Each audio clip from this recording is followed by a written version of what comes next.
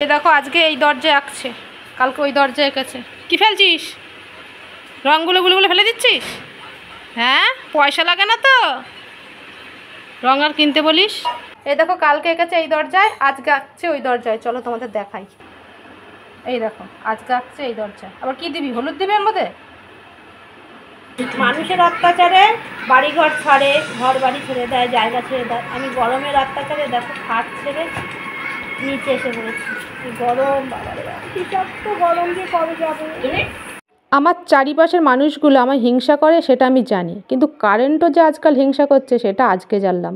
রান্না করে শুয়েছি, কারেন্টটা যাচ্ছে আর আসছে, যাচ্ছে আর আসছে, মাথা অটোমেটিক গরম হয়ে যাচ্ছে। এত গরম, এমনি মাথা গরম হয়ে রয়েছে, কারেন্টটা গিয়ে মানে মাথায় আগুন ধরে দিচ্ছে। তেজ করে আর শুলামই না, চলে আসলাম। মা একটা কাঁঠাল দিয়েছিল নারায়ণ পুজো দেওয়ার জন্যে। এত গরমে আমরাই গলে যাচ্ছে, আর কাঁঠাল পাকবে না তো কী করবে বলো? কাঁঠালটা পেকে গেছে, নারায়ণ পুজো পর্যন্ত যেতে পারলো না কাঁঠালটা। এখন কী করবে এত বড় কাঁঠাল? আমি তো কাঁঠাল খাই না, তাই বাটি ঘটি নিয়ে সব বসে পড়েছি পাড়ার সবাইকে দেবো বলে। আর আমি কাঁঠাল ভাঙতে পারি না। আর হরিদাস পালকে দিয়েছি কাঁঠাল ভাঙতে, দেখো কীরকম করে কাঁঠাল ভাঙছে। এর থেকে মানে আমি ভালো কাঁঠালটা ভাঙতে পারতাম, কাঁঠাল ভাঙতেও জানি না। সবাই দেখি কি সুন্দর কাঁঠাল ভাঙে, কাঁঠালটা মাঝখান দিয়ে কীভাবে ভেঙে ফেলে, যাই হোক জানি না কীভাবে করে।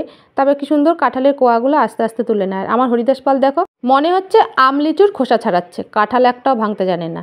কি যে একটা মানুষ, সব কিছুতে অকর্মার ঢেকি, কিচ্ছু জানে না। কাকে দেবা তুমি? সবাইকে দেবে। খাওয়া কি করে এত কাঁঠাল তুমি? তো সেটাই বলছি, সবাই কাকে দেবা? কামে শুধু অকর্মার ঢেকি, অন্য কিছুতে না। বাবা কথার বেলায় মুখে ফুলঝুরি, খইও মনে আসতে ফোটে, এত কথা উনি বলতে পারে। বাবারে বাবারে বাবারে। আর কাঁঠালগুলো লোকেকে দিতে বলছে, বিচিগুলো খুলে নিতে বলছে, বিচিগুলো দিয়ে তরকারি খাওয়া যাবে, কাঁঠালগুলো দিয়ে দাও। এইভাবে মানুষকে দিলে কেউ নেয়? ওদের যখন দেয় এইভাবে দেয়, ওরা কি বিচিগুলো খুলে নিয়ে নেয়? কিচ্ছু আর বলার নেই, ওর কথা শুনে আমার মাথা আরও গরম হয়ে যায়।